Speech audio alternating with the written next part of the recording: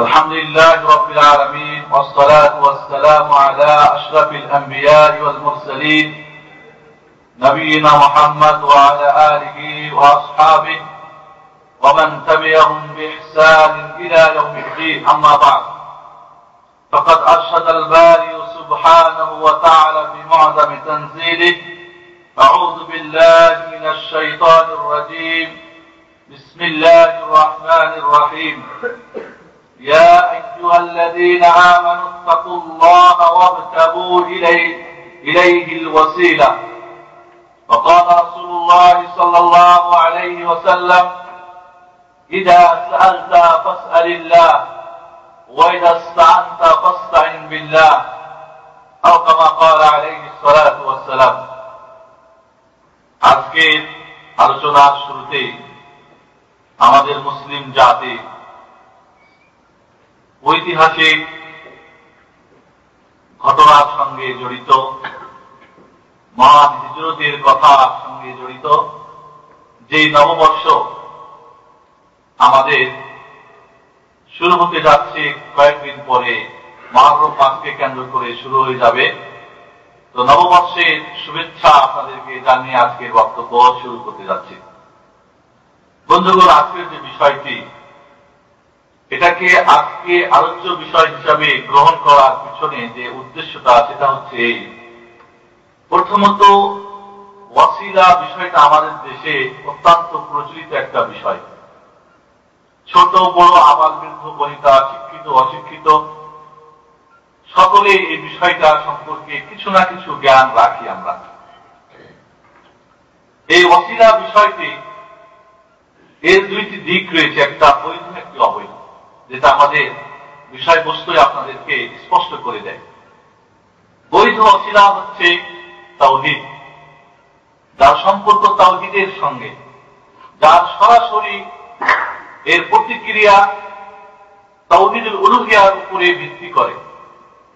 বৈধ ওয়াসিলা ঈমান, পক্ষান্তরে অবৈধ যেটা ওয়াসিলা সেটা হচ্ছে নিষিদ্ধ ওয়াসিলা, যেই ওয়াসিলা ঈমানকে নষ্ট করে দেয়, এমনকি যেই ওয়াসিলা শিরকের পর্যায়ে মানুষকে নিয়ে যায় এবং তার ঈমানকে ধ্বংস করে দেয়। যে বিষয়টি ঈমান এবং ঈমান থাকা না থাকা, তাওহীদ প্রতিষ্ঠা, তাওহীদ থাকা না থাকার সঙ্গে সম্পর্ক, আর আমাদের দেশে এই ওয়াসিলার বিষয়টি স্পষ্ট না থাকার কারণে আমার অনেক ভাই যারা ইসলাম প্রিয়, যারা তাদের জীবনকে সঠিকভাবে পরিচালিত করার জন্য সার্বক্ষণিক চেষ্টা করেন, তারপরেও অজানার কারণে হয়তো আপনার ওসিলায় অথবা শিরকের ওসিলায় হয়তো পতিত হয়েছেন, কিন্তু তিনি আদৌ জানেন না। শুধু এই বিষয়টাই না, বিভিন্ন বিষয়ে আমরা ভুল করার পরেও কিন্তু মনে করি। আল্লাহ বলছেন: কুল হাল নুনাব্বিউকুম বিল আখসারিনা আমালা আল্লাযীনা যাল্লা সা'য়ুহুম ফিল হায়াতিদ দুনিয়া ওয়া হুম ইয়াহসাবুনা আন্নাহুম ইহসিনুনা সুনআ। আল্লাহ রাব্বুল আলামিন সূরা কাহফের শেষ দিকে একটা আয়াত, খুব স্পষ্ট একটা সাধারণ মানুষের একটা কথা আমাদের কাছে উল্লেখ করেছেন। অনেক মানুষ পাপের কাজ করার পরেও মনে করে না ভালোই করে, অন্যায় কাজ করার পরেও না জানার কারণে মনে করে আমি তো ভালোই করি। এই জন্যে ওয়াসিলার বিষয়টা অত্যন্ত গুরুত্ব থাকার কারণে তাওহীদ এবং শিরকের সঙ্গে যার সম্পর্ক রয়েছে সরাসরি, এই জন্য আজকে আমাদের এই বিষয়টি আজকে আলোচনার বিষয়বস্তু হিসেবে আমরা গ্রহণ করেছি। আল্লাহ রাব্বুল আলামিন আমাদেরকে বৈধ এবং অবৈধ ওয়াসিলা সম্পর্কে সঠিক জ্ঞান এবং ঠিক সেইভাবে আমল করার জন্য তৌফিক দান করেন। এবং আপনাদের কাছে আমার অনুগ্রহ, আপনার দাবি থাকবে, বিষয়টা অত্যন্ত সূক্ষ্ম, এজন্য আপনারা একটু অধীর হয়ে আগ্রহ সহকারে শুনবেন বলে আমি আশা রাখি ইনশাআল্লাহ। ওয়ালাইকুম আসসালাম। প্রথমে আমরা আছি ওসিলার অর্থ। আর তাওয়াসসুল ওসিলা থেকে নির্গত। ওসিলা এবং ওয়াসলুন আর ওয়াসলুন, সিন আর সাদ দিয়ে অর্থ প্রায় নিকট একটা আর্থের অর্থবহ। যেহেতু আমরা বলি ইহদিনাস সিরাতাল মুস্তাকিম, সঠিক পথ, এটাকে সদ দিয়ে না পড়লে সিন দিয়ে পড়ি, ইহদিনাস সিরাতাল মুস্তাকিম, একই অর্থ। তো সদ আর সিন আপোষের মধ্যে খুব সম্পর্ক ওদের ভালো। তো ওয়াসিলার অর্থ হচ্ছে যে এমন একটা কারণ যেটা আপনার উদ্দেশ্য পর্যন্ত আপনাকে পৌঁছাবে। যেহেতু মনে করেন সৌদি আরব যখন এসেছেন, বাইসাইকেলে কি আসা যাবে? আপনি যখন গ্রাম থেকে স্কুলে লেখাপড়া করতে যেতেন তখন একটা বাইসাইকেল হলেই চলতো, ঠিক না? যখন আপনি কলেজে উঠলেন, মনে করেন জেলা বা উপজেলা প্রপারে, তখন আপনাকে হয় বাস যাতায়াত করে আসতে, মাশাআল্লাহ আমাদের প্রেসিডেন্টের সাথে আর কিছু না করুক, আমাদের যোগাযোগের ব্যবস্থা ভালো করেছিলেন। তো তারপরে বাসে, এরপরে যদি আমি ঢাকা আসতে চাই ওই বাসগুলি কিন্তু চলে না। আমাকে তখন কোচ যেগুলি, দূর জার্নির যেগুলি, এইগুলি আমাকে নিতে হবে, ব্যবস্থা করতে হয়, তাই না? আপনি যদি ওই উপজেলার যে গাড়ি যাতায়াত করে গাড়িতে চড়ে নেন, ঢাকায় গিয়ে পৌঁছবেন, এর আশা কিন্তু শতকরা এক নাও নেই। ঠিক যখন আপনি আবার দেশ থেকে বিদেশে যে আসতে চাইবেন, তখন আপনাকে অবশ্যই আমাদের পথ তিনটা আমরা সকলেই জানি, পানিপথ, জলপথ যেটা বলি আমরা, আকাশপথ আর স্থলপথ। তখন আপনাকে হয় জলপথে, সেই জলপথ কিন্তু অত্যন্ত দেরিতে আপনাকে পৌঁছাবে। তাহলে তখন আপনাকে অবশ্যই সৌদি অ্যাম্বাসিতে গিয়ে যদি আপনি বলেন এই বাইসাইকেল একটা আমার আছে, ভিসা দিয়ে দাও, আমি যাবো, আপনাকে ভিসা লাগাই দেবেন। আপনাকে এয়ারলাইন্সের, যে কোনো এয়ারলাইন্স যেটা সৌদিতে আছে, তার টিকিট শো করতে হবে, একমত আপনারা? তাহলে ওয়াসিলা মানে হচ্ছে আসবাবুল মুসিলু ইলাল মাকসুদ, আপনার উদ্দেশ্য পর্যন্ত পৌঁছে দেয় এমন একটা মাধ্যম, এমন একটা কারণ। আপনাদের সবার কাছে কথা পৌঁছাবের জন্য আমরা একটা ওয়াসিলা ব্যবহার করতেছি, ঠিক না? মাউথপিস রয়েছে, এখানে মেশিন রয়েছে, ওখানে আপনার দুইটি সাউন্ড বক্স রয়েছে, ঠিক তো? তো এখন মনে করতে হবে ওয়াসিলা মানে হচ্ছে যার মাধ্যমে আপনার উদ্দেশ্যে পৌঁছতে পারবেন। এটা হলো আবিধানিক অর্থ। ইসলামের পরিভাষায় ওয়াসিলা বলা হয় যে হিয়া ইবাদাতুন ইউরাদু বিহাল তাওয়াসসুল ইলা রিদওয়ানিল্লাহ ওয়াল জান্নাহ, এমন একটা মাধ্যম, এমন একটা কারণ যার মাধ্যমে মহান রব্বুল আলামিনের সন্তুষ্টি এবং জান্নাত পর্যন্ত পৌঁছা যায়।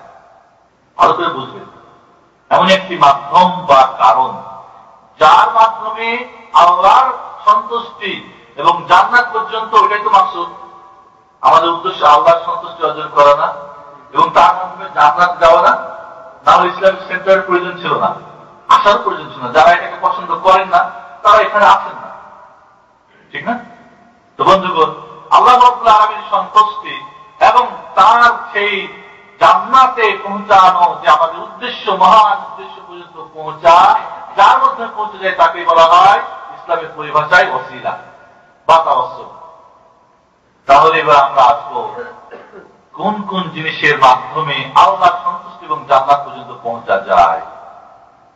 সৌদি আরব পৌঁছতে হলে যেরকম এয়ারলাইন্সের দরকার, আল্লাহর সন্তুষ্টি পৌঁছতে হলে তখন বাইসাইকেলে চলবে না, তখন আপনাকে এয়ারলাইন্সে আসতে হবে। তাহলে কোন কোন এয়ারলাইন্স যে আল্লাহর সেই মহান রব্বুল আলামিনের সন্তুষ্টি ও জান্নাত পৌঁছাকে বহন করে, এর মাধ্যমটা, এর দ্রুত বেগ সেই রকেটে পৌঁছায় না, কোনো পীর সাহেবে পৌঁছাতে পারে, না কোনো নবীতে পৌঁছাতে পারে, না কোনো রাসূল, না কোনো ফেরেশতা, না আমার কি এই উদ্দেশ্য পর্যন্ত পৌঁছাতে পারে, সেটা আমাদেরকে জানতে হবে। আপনার একমাত্র অপশন নিয়ে জানার জন্য জি। এই পর্যায়ে আল্লাহ রাব্বুল আলামিন তার কোরআন মাজিদের মধ্যে ইরশাদ করছেন, ইয়া আইয়ুহাল্লাযীনা আমানু তাকুল্লাহ, হে ঈমানদাররা তোমরা আল্লাহকে ভয় করো, ওয়াবতাগু ইলাইহিল ওয়াসিলা, এবং আল্লাহ রাব্বুল আলামিনের কাছে তোমরা তার সন্তুষ্টি অর্জন করার জন্য, তার সান্নিধ্য লাভ করার জন্য, আপনার সেই জান্নাত পর্যন্ত, মাকসুদের মঞ্জিল পর্যন্ত পৌঁছার জন্য কি করো? ওয়াসিলা করো, মাধ্যম ধরো। কি মাধ্যমটা? এই আয়াতের তাফসিরে সকল মুফাসসিরিনরা, তবে বর্তমানে যারা আন্তর্জাতিক বিখ্যাত তারা না, কারণ আজকাল তো মাশাআল্লাহ ভাষা তো ব্যবহার করলেই সেটা হয় না। আজকে কত জায়গায় পবিত্র অপবিত্র আমরা ব্যবহার করি, ঠিক কিনা? কত জায়গাতে আমরা 3-4 লাইন মাশাআল্লাহ খালি তার সিফাতি বর্ণনা করি, লকব বর্ণনা করি। এজন্য এই আয়াতের তাফসীরে সকল মুফাসসিরিনরা একমত যে সেটা হচ্ছে ওয়া তাকাররুবু ইলাল্লাহ বিতাআতিহি বিতাআতি আওয়ামিরি ওয়া জিনাবি নওয়াহিহি। আল্লাহ রাব্বুল আলামিনের আদেশ মাননের মাধ্যমে, আদেশগুলিকে ফলো করার মাধ্যমে এবং নিষেধগুলি থেকে নিজেকে বাঁচিয়ে রাখার মাধ্যমে রব্বুল আলামিনের ওই ওসিলা করা যায়, অর্থাৎ নেক আমলের মাধ্যমে। এজন্য সকলেই একমত জামিউল ইবাদাত ওয়াসিলাতুন ইলান নাজাতি মিনান নার ওয়া দুখুলিল জান্নাহ। সমস্ত ইবাদত আল্লাহর সন্তুষ্টি অর্জন করে জান্নাত পর্যন্ত পৌঁছার জন্য হচ্ছে মাধ্যম, আর জাহান্নাম থেকে বাঁচার মাধ্যম। বলেন সুবহানাল্লাহ। বন্ধুগণ, তাহলে আমাদের স্পষ্ট হলো যে ওসিলা করতে হলে যে সমস্ত কাজ আল্লাহ করতে বলেছেন সেগুলি কোনো একটার মাধ্যমে ওসিলা করতে হবে, এবং আমি অন্যায় থেকে বেঁচে থাকার পরেও আল্লাহর ওসিলা করতে পারি। এবার আপনাদের আমি খুব সংক্ষেপে, আমি আজকে সময়ের দিকে লক্ষ্য রাখবো ইনশাআল্লাহ, আমরা যেন সময় মতো শেষ করতে পারি। তাহলে আমরা সকলেই একমত যে এবার যেটার মাধ্যমে আল্লাহ সন্তুষ্টি এবং জান্নাত পর্যন্ত পৌঁছায় সেটা কি আমরা জানবো। তার আগে ওসিলা কয়েকটা অর্থ হতে পারে। ওসিলা যখন বলবো তার উদ্দেশ্য কয়েকটা হতে পারে, তারা পড়া কয়েকটা অর্থ হতে পারে। একটা অর্থ যেটা আপনাদের বললাম,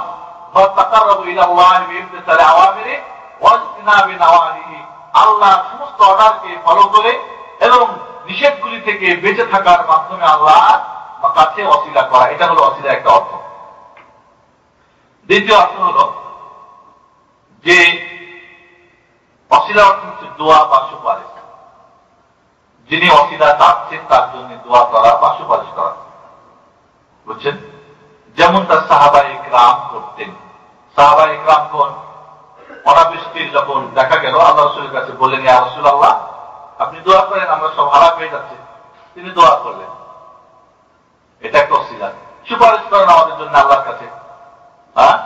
আল্লাহ রাসূল সাল্লাল্লাহু আলাইহি ওয়াসাল্লামের মাধ্যমে তার সুপারিশ, তার দোয়ার মাধ্যমে আল্লাহর কাছে সাহাবায়ে ওসিলা করতেন, এটা একটা ওসিলার উদ্দেশ্য বা অর্থ। এই দুইটাই যায়, প্রথমটা এবং দ্বিতীয়টা যায়। তৃতীয় যেটা ওসিলা সেটা হলো খাস অর্থে, বিশেষ অর্থে, সেটা হলো কিয়ামতের মাঠে নবী মুহাম্মদ রাসূলুল্লাহ সাল্লাল্লাহু আলাইহি ওয়াসাল্লাম যে সুপারিশ করবেন, যে সুপারিশটা তার জন্য মাত্র কাজ, আতি মুহাম্মাদানিল ওয়াসিলা। আযানের পরে দোয়া বলি না, ওটা খাস অর্থে ওসিলা, এটাও যায়।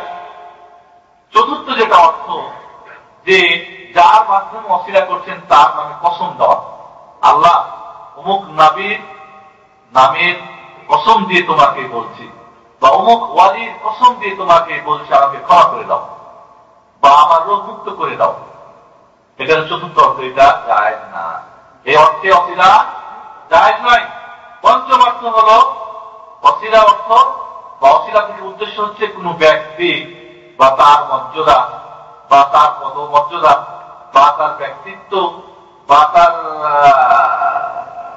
কি বলবো আপনার তার যে মাকানা, যেটা সমাজে তার হয়তো একটা কি স্থান রয়েছে, এই সমস্ত কিছুর মাধ্যমে যদি আমরা ওসিলা করি সেটাও জায়েজ না, এই অর্থে ওসিলা জায়েজ না। এবার আপনাদের আর দেরি না করে আমি সরাসরি নিতে চাই ওসিলা দুই প্রকার, একটা হলো বৈধ ওসিলা আর একটা হলো অবৈধ ওসিলা। বৈধ ওসিলা 7 প্রকার, আপনারা ভালো করে খেয়াল করবেন। 7টা প্রকার রয়েছে ওসিলার, যেই ওসিলা করা বৈধ যায়। প্রথমটাই হচ্ছে আত-তাওয়াসসুল ইলাল্লাহি তাআলা বিআসমাইহি। তার আগে বলবো বন্ধুগণ যে সোজা আরো আসতে হলে যে কোন বিমান ছাড়া আসা যায় না, ঠিক কোন ওসিলার মাধ্যমে আল্লাহ সন্তুষ্টি এবং জান্নাত পর্যন্ত পৌঁছা যায়, এটা কিসের মাধ্যমে আমরা জানবো? আল্লাহ এবং আল্লাহ রাসূলের মাধ্যমে, ঠিক কিনা? তাহলে আল্লাহ এবং আল্লাহ রাসূল যেই মাধ্যমটা, যেই কারণটাকে বৈধ হিসাবে নির্ণয় করেছেন, নির্দিষ্ট করেছেন, সেটাই হবে বৈধ ওসিলা। আর সেইগুলি হচ্ছে নিম্নরূপ। প্রথম, আর তাওয়াসসুল আল্লাহ তাআলা বিআসমাইহি, আল্লাহ রাব্বুল আলামিনের নামের মাধ্যমে আল্লাহর কাছে ওসিলা করা। যেমন আপনি বলবেন যে আল্লাহ, এটা দুইভাবে হতে পারে, একটা হলো আম ভাবে, একটা হলো খাস ভাবে। আম ভাবে মানে আল্লাহ তোমার সমস্ত নামের মাধ্যমে আমি তোমার কাছে চাচ্ছি, তুমি আমাকে ক্ষমা করে দাও। আল্লাহুম্মা আসআলুকা বিআসমাইকাল হুসনা, আল্লাহ তোমার সমস্ত নামের মাধ্যমে তোমার কাছে আমি চাচ্ছি, কি করো? আল্লাহুম্মা গফিরলি, আল্লাহ তুমি আমাকে ক্ষমা করে দাও। এটা হলো আম ভাবে সমস্ত নামের মাধ্যমে আল্লাহ ওসিলা করা। যেমন হাদিসে এসেছে, আল্লাহ রাসূল বলছেন, আসআলুকা বিকুল্লি ইসমিন হুয়া লাক সাম্মাইতা বিহি নাফসাক, আল্লাহ তোমার যত নাম দিয়ে তুমি তোমার নিজের নামকরণ করেছো, সমস্ত নামের মাধ্যমে তোমার কাছে আমি চাচ্ছি। বুঝতে পেরেছেন? চাওয়াটা ওসিলা। তাহলে আল্লাহর নামের সমস্ত নামের মাধ্যমে ওসিলা করা জায়েজ রয়েছে। আল্লাহ বলছেন, ওয়ালিল্লাহিল আসমাউল হুসনা ফাদউহু বিহা, আল্লাহ সুন্দরতম নাম রয়েছে, তোমরা তার মাধ্যমে তাকে ডাকো, তার কাছে চাও, তার সান্নিধ্য লাভ করতে চাও, তার জান্নাতে পৌঁছতে চাও। আল্লাহ রাসূল সাল্লাল্লাহু আলাইহি ওয়াসাল্লাম এই দোয়ার মাধ্যমে আমাদের এটা শিক্ষা দিয়েছেন। এর দ্বিতীয় যেটা, আল্লাহর নামের মাধ্যমে ওসিলা একটা আম হবে, একটা হলো খাস হবে। খাস যেটা আল্লাহর কিন্তু বিশেষ নাম, যে আল্লাহুম্মা আনতার রহমান ফারহাম আলাইহি, আল্লাহ তুমি রহমান, বড় দয়ালু, দয়ার সাগর, তুমি আমাকে রহম করো। আল্লাহুম্মা আনতাল গফফার, বিশেষ নাম কি না?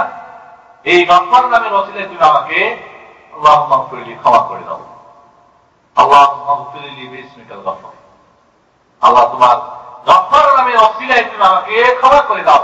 আনতার রাজ্জাক ফারযুকনি, আল্লাহ তুমি রাজ্জাক নামের ওসিলায় আমাকে রিজিক দান করো, বড় আমি অভাবী, আমার রিজিক রুজি রুটির বড় অভাব। তাই সমস্ত নামের মাধ্যমে, তাহলে প্রথমটাই হচ্ছে আল্লাহ নামের মাধ্যমে ওসিলা। এটা দুইভাবে হতে পারে, সমস্ত নামের মাধ্যমে অথবা কোন বিশেষ নাম, কিন্তু আপনার যেটা চাওয়া পাওয়া সেটার সঙ্গে যেন সম্পর্ক থাকে। এখন যদি আল্লাহকে বললেন আল্লাহুম্মা আনতাল কাহ্হার ফারহাম আলাইহি, আল্লাহ তুমি বড় কঠোর, এটা হবে কোথায়? কিয়ামতের মাঠে। সেই নামের ওসিলায় আমাকে ক্ষমা করো, হবে? মিল হলো না। আল্লাহর নামের সঙ্গে আপনার যে চাওয়ার সঙ্গে মিল হলো না। তাহলে যেটা চাইবেন, ওই নাম যে আল্লাহ রয়েছে, ওই নামটা যেন মুনাসিব থাকে, উপযুক্ত নাম দিয়ে চাইতে হবে। ভুল করবেন না। আবার চাইবেন হয়তো অসুখ ভালো করার জন্য, আর বলবেন যে আল্লাহুম্মা আনতাল তবি, আল্লাহুম্মা আনতাল, আপনার যেটা প্রয়োজন সেই নাম দিয়ে।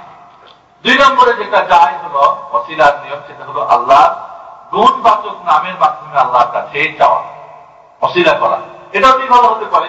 কেমন ভাবে? আল্লাহুম্মা ইন্নী আসআলুকা বিসিফাতিকাল উলিয়া, আল্লাহ তোমার সমস্ত সুন্দরতম নাম, গুণবাচক নামের মাধ্যমে তোমার কাছে চাচ্ছি। অথবা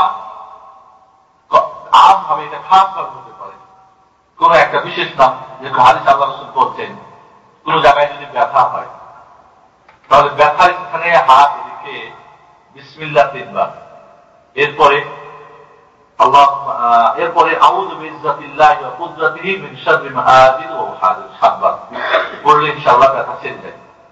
এই দোয়াটার মধ্যে আমরা দেখছি আল্লাহ রাব্বুল আলামিনের নবী ইজ্জাতিল্লাহ, আল্লাহ ইজ্জাতের এবং কুদরতের, আমার অসুখ দূর করতে পারে আল্লাহর ইজ্জাত এবং কুদরত, শক্তি, এর সঙ্গে মিল রয়েছে। তাহলে বিশেষ সিফাতের মাধ্যমে আমরা আল্লাহকে বলছি, আল্লাহ আমার ব্যথাটাকে দূর করে দাও।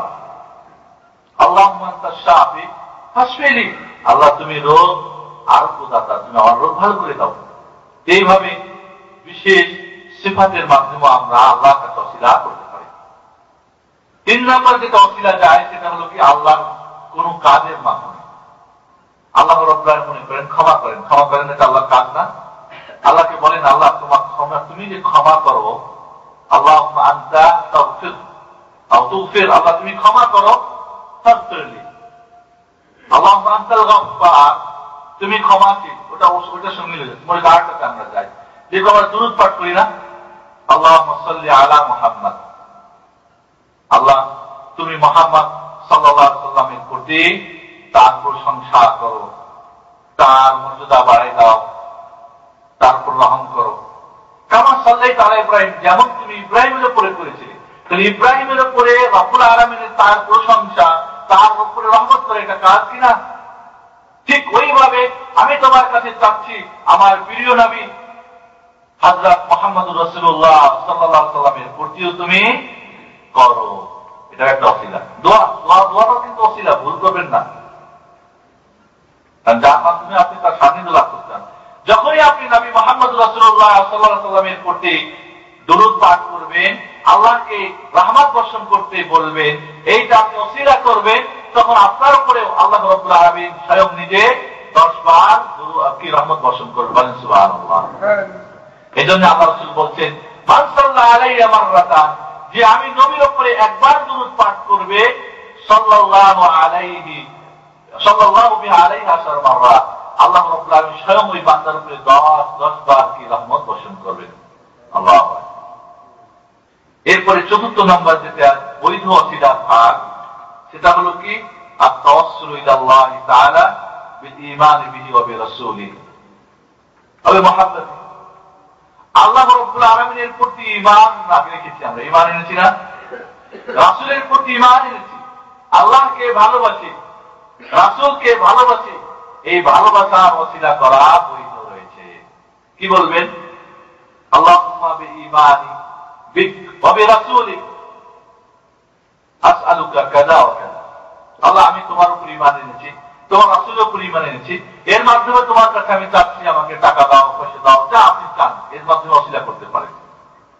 আল্লাহ বলছেন, রব্বানা ইন্নানা সামি'না মুনাদিন ইউনাদি লিল ঈমান আন আমিনু বিরাব্বিকুম ফাআমান্না রব্বানা ফাগফির লানা যুনুবানা ওয়া কাফির আন্না সাইয়্যাতিনা ওয়া তাওয়াফানা মা'আল আবরার। সূরা আল ইমরান 193 আয়াত। এখানে বলছি আল্লাহকে, আল্লাহ তোমার পক্ষ থেকে ঈমানের ডাক এসেছে, তোমার প্রতি ঈমান এসেছি, তোমার নসরের উপর ঈমান রেখেছি, আমাদেরকে এবার রহম করো, ক্ষমা করো। তাহলে বন্ধুগণ, আল্লাহ রাসূলের ঈমান, আল্লাহ রাসূলের প্রতি ঈমান, আল্লাহর প্রতি ঈমান, আল্লাহর ভালোবাসা, রাসূলের ভালোবাসা, কোন ওয়ালির ভালোবাসা, বুঝছেন? এগুলি সম্পূর্ণ, এগুলির মাধ্যমে আল্লাহর কাছে ওসিলা করা বৈধ রয়েছে। পরবর্তীতে রাসূলের মাধ্যমে ওসিলা, ওয়ালিদের মাধ্যমে ওসিলা, নেককার ব্যক্তির মাধ্যমে ওসিলা পরে আসতেছে, ইনশাআল্লাহ আলোচনা করব। তাহলে আমরা এইভাবে ওসিলা করতে পারি আল্লাহর ভালোবাসার মাধ্যমে, রাসূলের ভালোবাসার মাধ্যমে, ঈমানের মাধ্যমে, কোন ওয়ালির ঈমানের মাধ্যমে, ওয়ালির ভালোবাসার মাধ্যমে আমরা ওসিলা করতে পারি, বৈধ ওসিলা। 5 নম্বরে হলো আত-তাওয়াসসুল ইলাল্লাহি তাআলা বিহালিদ দাঈ। আপনি কিচ্ছু বলছেন না, আপনি বিপদে পড়েছেন, আল্লাহকে বলছেন আনাল ফাকির ইয়া রাব, ইয়া রাব্বি আনা ফাকির, আল্লাহুম্মা আনতাল গনি ওয়া আনাল ফাকির। আপনি বেনিয়াদ, আপনি ধরে আপনার কাউরি কোন মুখাপেক্ষী এবং আমি মুখাপেক্ষী, এবং আপনাদের কি চাওয়া পাওয়া আপনি কিন্তু উল্লেখ করছেন না। হযরত জাকারিয়া আলাইহিস সালাম, হযরত আইয়ুব আলাইহিস সালাতু ওয়াস সালাম আল্লাহকে বলছেন, রব্বিন্নী মাসসানি আদ-দুররু ওয়া আনতা আরহামুর রাহিমিন। আল্লাহ, আমি অসুস্থ, সমস্ত শরীর, হযরত আইয়ুব আলাইহিস সালাতু ওয়াস সালামের সমস্ত শরীর পীড়ায় কেটে কেটে জর্জর করে দিয়েছে। আল্লাহ তাকে পরীক্ষায় ফেলেছিলেন। বিশ্ববাসীর কাছে তার প্রিয় বান্দারা দুঃখে থাকলেও মহান রব্বুল আলামিনকে ভুলেন না। এর বাস্তব পরীক্ষা, এর বাস্তব রূপ দেখাবার জন্য মহান রব্বুল আলামিন হযরত আইয়ুব আলাইহিস সালামকে এই পীড়া দিয়ে তিনি পরীক্ষায় ফেলেছিলেন। এবার আল্লাহকে বলছেন, আল্লাহ রব্বিন্নী মাসসানি আদ-দুর, আমি তো অভাবগ্রস্ত, আমি তো, আমাকে এক দুরারোগ্য, এক কীট আমাকে পোকা কেটে কেটে খাচ্ছে। ওয়া আনতা আরহামুর রাহিমিন, তুমি সবচেয়ে রহম করনেওয়ালা। বলছেন না যে আমাকে রহম করো, আমার বিপদ দূর করো, কিচ্ছু বলছেন না। তাহলে 5 নম্বর বৈধ ওসিলা যেটা, সেটা হলো এই যে যিনি আল্লাহর কাছে ওসিলা করছেন, যিনি আল্লাহর কাছে চাচ্ছেন, তিনি তার অবস্থা আল্লাহর কাছে উপস্থাপন করে শুধু চাচ্ছেন, উপস্থাপন করে শুধু ডাকছেন, কিন্তু কি তিনি চাচ্ছেন উল্লেখ করছেন না। এভাবেও ওসিলা করা যায় রয়েছে। 6 নম্বরে যেটা বৈধ ওসিলা, সেটা হলো, এটা এখানে কিন্তু গন্ডগোল, ভালো করে শুনবেন। আত-তাওয়াসসুল বিদুআইর রাজুলিস সালিহ আল হাই আল্লাযী ইউরজা ইজাবাতু দুআই। নেককার ভালো করে মনে করেন, নেককার জীবিত, নেককার জীবিত ব্যক্তির দোয়ার মাধ্যমে ওসিলা। তাহলে প্রথম তাকে জীবিত হতে হবে, তাহলে মৃত্যু হলে পরে আসতেছে চলবে না, নেককার হতে হবে। কারণ নেককার না হলে বৎকারের দোয়া কবুল হওয়ার তো কোনো আশাই করা যায় না, ঠিক না? আর এই জন্যই তো আমরা যারা আমাদেরকে ওয়ালি মনে করি, যারা আমাদের মুরব্বী মনে করি, যারা ইমাম মনে করি, যাদেরকে নেককার মনে করি, তাদের কাছে কিন্তু আমরা দোয়া চাই, ঠিক না? এই জন্য নেককার। দ্বিতীয় হলো তার দোয়ার মাধ্যমে, নেককার জীবিত ব্যক্তির দোয়ার মাধ্যমে ওসিলা করা, যেমনটি রাসূলুল্লাহ সাল্লাল্লাহু আলাইহি ওয়াসাল্লামের জীবদ্দশায় সাহাবায়ে কেরাম করতেন। অনাবৃষ্টি, ইয়া রাসূলুল্লাহ বৃষ্টি হচ্ছে না, দোয়া করেন। খুতবার মধ্যেই দোয়া শুরু করলেন। বলছেন হযরত উমর ফারুক রাদিয়াল্লাহু তাআলা আনহুর যুগে প্রচন্ড খরার সময় রাহাতকারী তখন সকলেই দোয়া করার জন্য বললেন। ইস্তিসকার নামাজ, যেটা পানি চাওয়ার দোয়া আছে না নামাজ, সেই নামাজ জামা মসজিদ যেখানে এখন ভেঙে ফেলেছে, আল্লাহ রাসূল যেখানে এই বৃষ্টির নামাজ আপনার ইদাইনের নামাজ পড়তেন, সেখানে গিয়ে হযরত আব্বাস ইবনে মুত্তালিব রাদিয়াল্লাহু তাআলা আনহুর কাছে এবার আল্লাহকে বলছেন, আল্লাহ তোমার নবী বেঁচে থাকতে আমরা তার দোয়ার মাধ্যমে পানি পেতাম, আজকে তোমার নবী আমাদের কাছে বেঁচে নাই, রয়েছে তার চাচা আব্বাস। আব্বাস নেককার না? নেককার তল্লা করে, অবশ্যই নেককার। জীবিত না মৃত্যু? জীবিত। এবার বলছেন, হে আব্বাস, তুমি আব্বাস না, হে আল্লাহ রাসূলের চাচা আব্বাস, আপনি দাঁড়ান, বুখারী শরীফের হাদিস, আমাদের জন্য দোয়া করেন। তিনি দোয়া শুরু করলেন, আল্লাহ তুমি আমাদের পাপের কারণে বৃষ্টি বন্ধ করেছো, আজকে আমাদের সবকিছু তোমার কাছে উপস্থিত করে তোমার কাছে আমরা চাই, আমাদেরকে বৃষ্টি দান করো।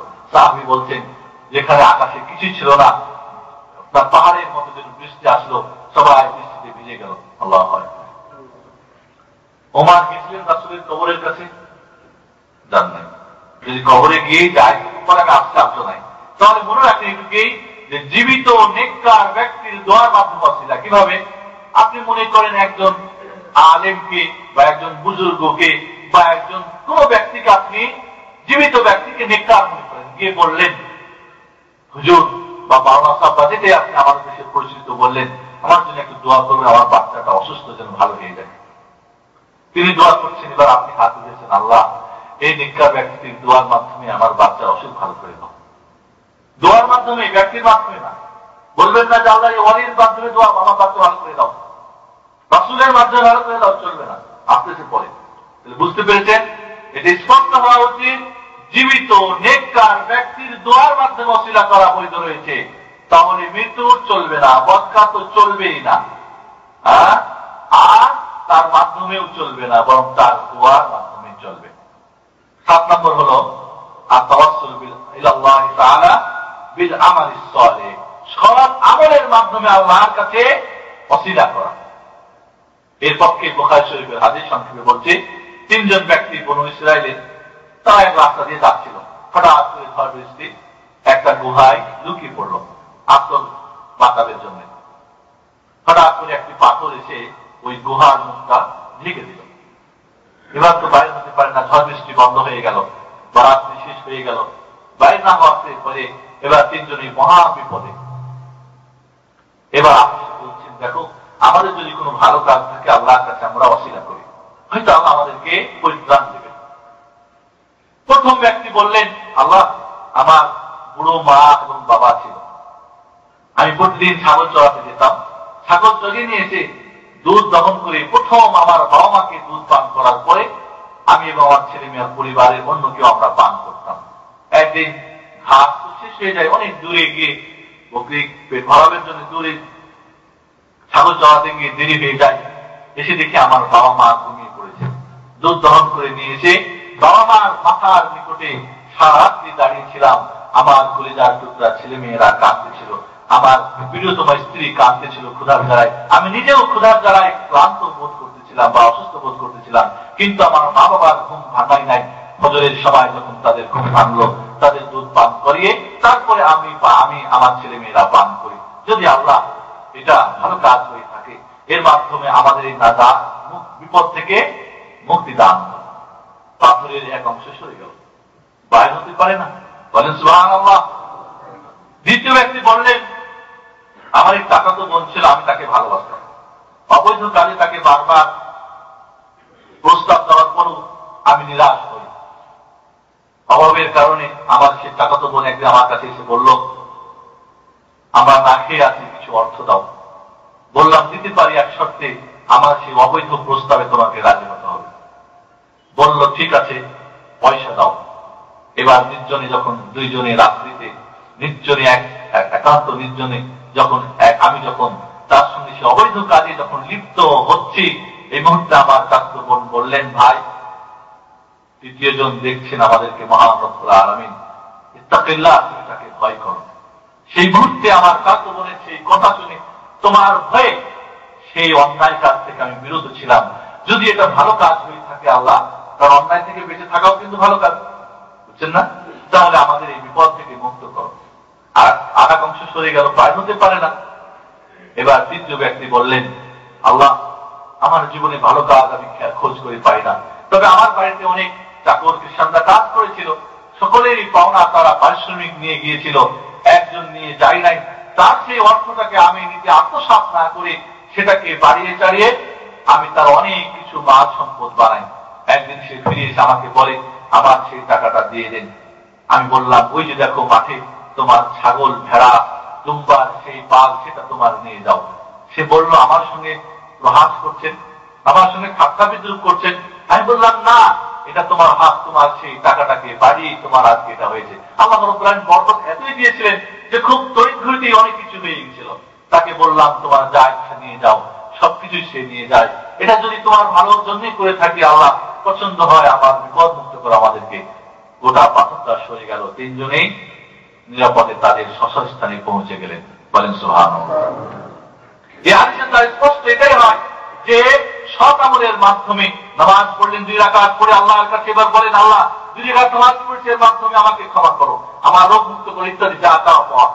হজ করেছেন, ওমরা করেছেন, কোরআন তেলাওয়াত করেছেন, গরীবকে দান করেছেন, মার সঙ্গে ভালো ব্যবহার করেছেন, আত্মীয় স্বজনের সম্পর্ক সুন্দর রেখেছেন, একজন রোগীকে দেখতে গিয়েছেন। মোট কথা, সৎ আমল বলতে যাকে আমরা বুঝি করার মাধ্যমে বা কোনো অন্যায় থেকে, আপনি অন্যায় একেবারে কেউ বাধা দেওয়ার নেই, ওই মুহূর্তে ভয়ে আপনি বাধা করলেন না, বলেন, আল্লাহ, এই যে একটা কাজ করলাম, ভালো কাজ। কারণ কেউ যখন ভালো কাজের উদ্দেশ্য করে, না করার আগে একটা নেকি লিখে দেওয়া হয়, ঠিক না?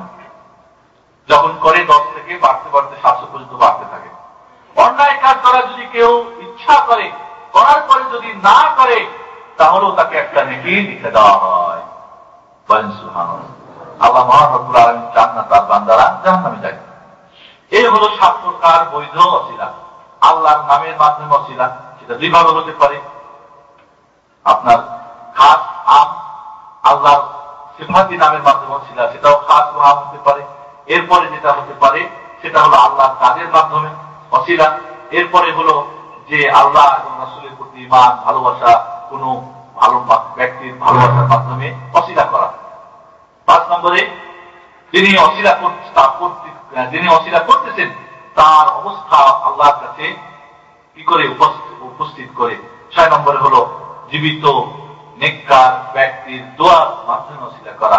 7 নম্বরে হলো সৎ, যে কোনো সৎ আমলের মাধ্যমে ওসিলা করা। এবার আমরা দ্বিতীয় প্রকার চলে যাই, অবৈধ ওসিলা।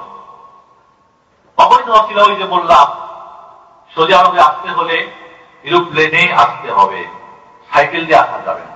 তাহলে শরিয়ত যেটাকে নির্দিষ্ট করেছেন ওসিলা, সেটাই হলো বৈধ, আর যেটাকে করেন নাই সেটাই হলো অবৈধ। এটা 2 ভাবে হতে পারে। একটা যেটা শরিয়ত এর বিষয়ে কোনো আলোচনা করে নাই, জায়েজ, হাও বলে নাই, নাও বলে নাই। অনেক সময় আমি পরবর্তীতে আলোচনা করব সময় হলে, যে কি কি কারণে আমরা এই অবৈধ ওসিলাগুলির মধ্যে আমরা ডুবে গেছি, কি কি যুক্তি আছে, সেগুলো আমি পরে আলোচনা করব। যাই হোক, তাহলে অবৈধ ওসিলাটাকে আমরা 2 ভাগে ভাগ করতে পারি। প্রথম যেটা, শরিয়ত এই ব্যাপারে নিশ্চয় জায়েজও বলেন নাই, না জায়েজও বলেন নাই। মনে রাখবেন, যে কোনো ইবাদত, ওসিলাটা ইবাদত কিনা? ইবাদত। এই জন্যে বৈধ ওসিলা তাওহীদ, আর অবৈধ ওসিলা শিরক বা বিদআত বা পাপ বা ঈমান নষ্টের একটা বড় মাধ্যম। যেটা আমি ভূমিকার মধ্যে আপনাদের আলোচনা করেছি। তো মনে রাখবেন, দলিল না থাকাটাই হলো করা চলবে না। বুঝতে পেরেছেন? ইবাদতের ব্যাপারে দলিল না থাকাটাই দলিল, না চলবে না, যে না থাকাটাই দলিল। তাহলে বুঝবেন ইবাদত, কোন ইবাদত করা চলবে না, চলবে কোনটা যেটা দলিল রয়েছে।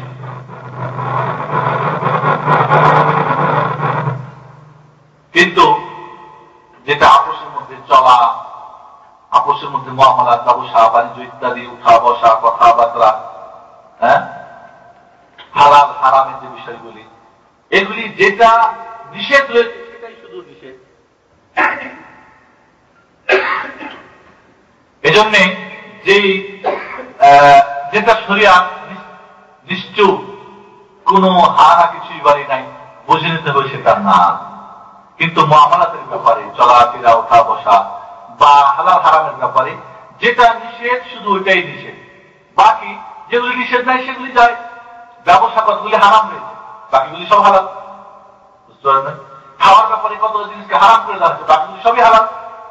কিন্তু শরিয়ত বলবেন যে যেহেতু হালাল হারাম কিছুই বলে নাই, না যায় যায় তো কিছুই বলে নাই, কাজে যায় না। যখনই দেখবেন দলিল নাই তখনই সেটা না যায়। তাহলে এটা একদিক থেকে বিদআত, যেটা শরীয়ত নিশ্চুপ, জায়েজ বলে নাই, না জায়েজ বলে নাই। কেউ যদি এই ওসিলা করে তাহলে সেটা একদিক থেকে বিদআত, কারণ সেটা নবাবস্থিত, সাহাবায়ে কেরাম করেন নাই, সালাফে ইজমরা করেন নাই, তাবিরা করেন নাই। আর একদিক থেকে সেটা শিরক, একদিক থেকে সেটা শিরক। কেমনে শিরক? আল্লাহ বলছেন যে আমলাহুম শুরাকা শারাউ লাহুম মিনাদ দ্বীন মা লাম ইয়াযান বিহিল্লাহ, তাদের কি এমন কেউ শরীক রয়েছে, আরো আল্লাহ রয়েছে, যারা তাদের জন্য নতুন করে দিন আবিষ্কার করে? তাহলে যেটা দিনে নাই, আপনি যখন সেটাকে বৈধ করে দিনে যোগ করলেন, তাহলে দিন চালু করলেন না। আর দিন চালু করার দায়িত্ব কার?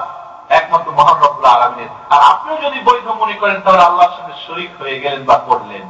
যদি নিজে করে নিজে শিরক করলেন, শরীক হয়ে গেলেন। আর যদি কেউ করতে পারে মনে করেন তাহলে তাকে আল্লাহর সঙ্গে শরীক করলেন। এই দৃষ্টিকোণ থেকে এটা অবৈধ শিরক, অবৈধ ওসিলা শিরকের পর্যায়ে।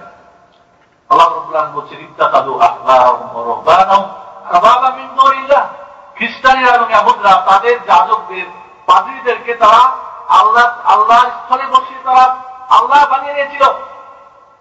এই আয়াত যখন আল্লাহ রাসূল পড়তেছিলেন, আদী ইবনে হাতিম, তিনি খ্রিস্টান ছিলেন, তিনি আয়াত বলেন, ইয়া রাসূলুল্লাহ, আমরা তো আমাদের পাদ্রীদেরকে, আমাদের যাজকদেরকে, আমাদের ধর্মগুরুদেরকে আমরা আল্লাহ বানিয়ে নিতাম না। আল্লাহ রাসূল বললেন, তোমাদের যখন কোন হালাল জিনিসকে হারাম করতো তোমরা মেনে নিতে না? বলে হ্যাঁ। যখন কোন হারাম জিনিসকে হালাল করতো সেটাও মেনে নিতে, আবার হালালকে হারাম করতো সেটাও মেনে নিতে। এটাই তো হলো আল্লাহ বানিয়ে নেওয়া। তাহলে যেই ওসিলাটা আল্লাহ কিছুই বলেন নাই, আর আমার হুজুর করলেন, তাই আমি সেটাকে ধর্ম মনে করে নিলাম, শরিয়াত মনে করে নিলাম, তাহলে শরীক বানা হলো না? খ্রিস্টানদেরটা যদি হয় তো আমাদেরটা কেন হবে না? ও উম্মতে মুহাম্মাদের জন্য বড় ফ্যাসিলিটি রয়েছে না? না, একই নিয়ম। এই জন্যে অবৈধ যেটা ওসিলা, সেটার মিসাল, উদাহরণ যেরকম আল্লাহ বা কোন মাধ্যম, ব্যক্তির মাধ্যম। আল্লাহ, আমরা দোয়া করি না, আমাদের দেশে প্রচলিত দোয়া হয়, বলে আল্লাহ ওলি রাসূল সাইয়্যিদ কুতুব, সমস্ত সাইয়্যিদ কুতুব রাসূলদের মাধ্যম ওসিলায় আমাদেরকে ক্ষমা করে দাও, বলি না? এটাই হলো শিরকিয়াত, এটাই হলো শিরকি এবং বিদআতি ওসিলা। আর যেটাই আমরা জানি, বরং যে সমস্ত বৈধ ওসিলাগুলি আমি আলোচনা করলাম, এটা কিন্তু আমরা অনেকে কিন্তু জানি না। কোন নবীর, কোন রাসূল, কোন ফেরেশতা, কোন ওয়ালি, কোন সাইয়্যিদ, কোন কুতুব, কোন ইমাম, কোন বুজুর্গ, কোন ব্যক্তির মাধ্যম কিসের চলবে বলেন? দোয়ার মাধ্যম চলবে। ঠিক আছে? ব্যক্তির মাধ্যম, তার মর্যাদার মাধ্যম, তার নেতৃত্বের মাধ্যম, তার কর্তৃত্বের মাধ্যম, তার ফজল, তার কারাম, তার জাহ, এগুলির মাধ্যমে ওসিলা করা চলবে না। এগুলি হবে বিদআত এবং শিরকি ওসিলা। এরপরে আমরা আছি এই সমস্ত ওসিলা সম্পর্কে, যেরকম এর আরেকটা আছে উদাহরণ, মৃত্যু ব্যক্তির ওসিলা। মৃত্যু ব্যক্তির ওসিলা করা যাবে কি যাবে না? শরিয়ত কোনটাই বলে নাই। আপনি এখন যদি জায়েজ মনে করেন তাহলে বিদআত হয়ে যাবে, কারণ এটা কোন মৃত্যু ব্যক্তির মাধ্যমে অস্বীকার করতেন না। শিরক হয়ে যাবে এই জন্য যে মৃত্যু ব্যক্তি যেহেতু সে দোয়া করতে পারে না, মারা গেছেন, যখন মানুষ মরে যায় তিনটে আমল ছাড়া সব বন্ধ হয়ে যায়। সে আমল দোয়া করতে পারে না, সে চাইতে পারে না, সে সুপারিশ করতে পারে না, আপনার ভালো মন্দের কিচ্ছু দায়িত্ব পালন করতে পারে না, যেখানে রাসূল স্বয়ং করতে পারেন না। কুল্লা আমলিকু লিনাফসি নাফআন ওয়া লা দাররা ইল্লা মা শাআল্লাহ, হে নবী বলে দাও আমি আমার নফসের, আমার ব্যক্তির জন্য ভালো মন্দ কিছুই করতে পারি না, আল্লাহ যা চান তাই করে। তাহলে কোন ওয়ালি, কোন ফেরেশতা, কোন ব্যক্তি কোন পর্যায়ে? তাহলে রাসূল যদি স্বয়ং নিজে না করতে পারেন তাহলে অন্যরা মরার পরে কিভাবে করতে পারে? এজন্য মৃত্যু ব্যক্তির কাছে গিয়ে যদি চাই, বলি যে আমার জন্য চাও বা আমার কাছে আল্লাহর কাছে বলো, তাহলে সেটা শিরকের পর্যায়ে চলে যাবে। সেটা অনেক সময় সেটা বিদআত হতে পারে, কোন পর্যায়ে সেটা শিরকের পর্যায়ে চলে যেতে পারে। যদি মনে করি যে তিনি আমার ভালো মন্দ করতে পারেন, বুঝছেন, তাহলে শিরকের পর্যায়ে যাবে। আর যদি মনে করি তিনি চাইতে পারেন, সেটা বিদআতের পর্যায়ে যাবে। বন্ধুগণ, দ্বিতীয় প্রকার যেটা অবৈধ ওসিলা, সেটা হলো কি, যেটা মুশরিকরা করত মূর্তির মাধ্যমে। মূর্তিকে সামনে রেখে বলতো